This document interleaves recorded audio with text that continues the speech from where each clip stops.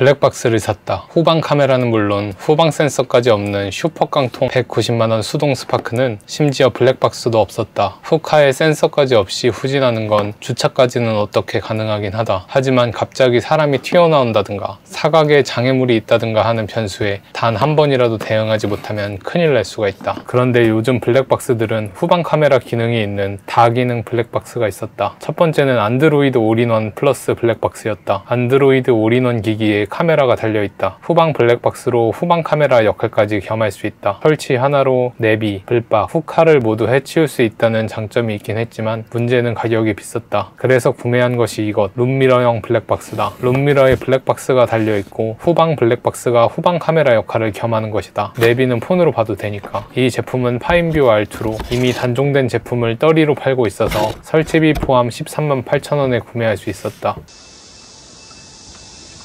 안녕하세요. 다음날 블박 기사님이 오셔서 방문 설치를 해주셨다. 해치백이라서 만원 추가금이 더 들었다. 설치 완료. 룸미러형 블랙박스는 처음 써보는데 깔끔하니 나름 나쁘지 않다. 화질도 기대 이상이다. 420D에 쓰던 쓰렉 블랙박스 쓰다가 새 블랙박스를 써보니 훨씬 깔끔하고 괜찮다. 살짝 흐릿해 보이는 건 뒷유리 썬팅지가 수명이 다해서 변색되고 기포가 생겼기 때문이라고 하신다. 화각 조절도 되고 확대도 되고 일반 블랙박스보다 화면이 널찍해서 조작하기도 편했다. 새 필름 떼는 걸 좋아하지 않아서 보호 필름 제거하지 않고 사용했었는데 반사가 너무 심해서 화면이 안 보이더라. 결국 제거. 이렇게 룸미러형 블랙박스를 갖고 하루 운전해봤다. 하루 운전해보면서 느낀 건 룸미러형이라는 형태 자체가 꽤 나쁘지 않았다. 화면이라 이질감이 들지 않을까 했었는데 그런 점 없이 오히려 일반 룸미러보다 잘 보여서 좋았다. 그런데 생각보다 꽤 불편한 점이 있었다. 첫째로 생각보다 화각이 좁았다. 운전할 땐 상관없는데 주차할 때는 화각이 너무 좁아서 갑자기 옆에서 튀어나오는 걸 미리 발견하기 어렵고 거리감이 잘 느껴지지 않았다. 화면에선 바로 코앞에 있는 것처럼 보이는데 실제로는 공간이 엄청 남아있다.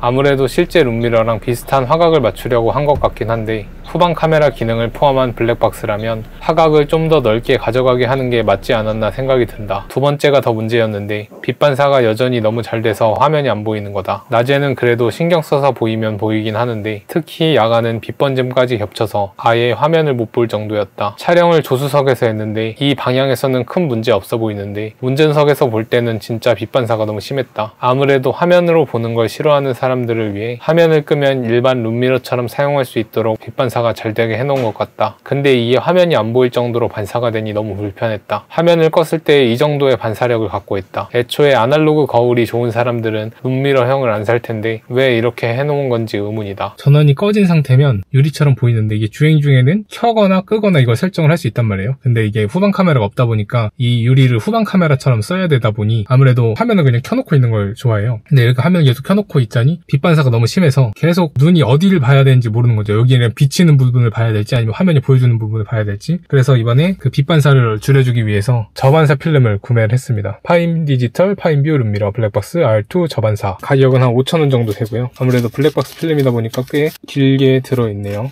동봉된 클리너로 이제 부착할 곳 닦아서 그냥 뭐 핸드폰 필름 붙이듯이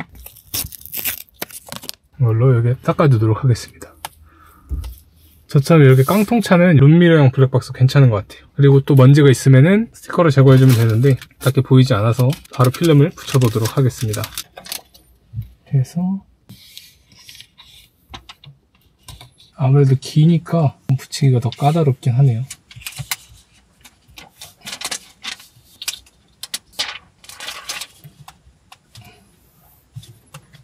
차로 이렇게 붙여서 이 기포 부분을 이렇게 슥슥슥슥 제거를 해주고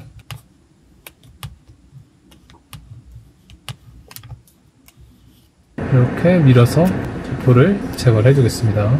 이렇게 해서 두 번째 거를 딱 빼주면 여기 기포가 아직 있네. 지문 방지 저반사 필름이거든요. 근데 확실히 좀 반사가 아예 없어지진 않는데 저반사 필름답게 반사가 좀 덜 합니다. 그래도 반사가 돼서 보이긴 하네요. 생각만큼 반사가 많이 안 되는 건 아닌데 운전할 때 실질적으로 그러면 반사되는 상이 먼저 보일지 이 화면이 먼저 보일지 그게 좀 중요할 것 같거든요. 다행히 화면을 켠 상태에서는 빛 반사는 많이 줄어들어 주행에 불편함은 없어졌다. 가성비 룸미러형 블랙박스 파인뷰 R2. 유리창에 별도로 블랙박스를 붙이지 않아도 돼서 미적으로도 괜찮고 화면도 넓어서 편리했으며 FHD라 기대는 구매는 별로 안 했음에도 화질이 괜찮았고 심지어 저조도 촬영도 괜찮았다. 하지만 생각보다 화각이 좁아서 후방 카메라를 완전히 대체하기는 애매하다는 점, 저반사 필름을 씌우지 않으면 화면이 잘 보이지 않을 정도로 반사가 심하다는 점 등이 아쉬웠다. 그래도 11만원 정도로 구매한 제품 치고는 꽤 훌륭해서 가성비가 좋다는 생각이다.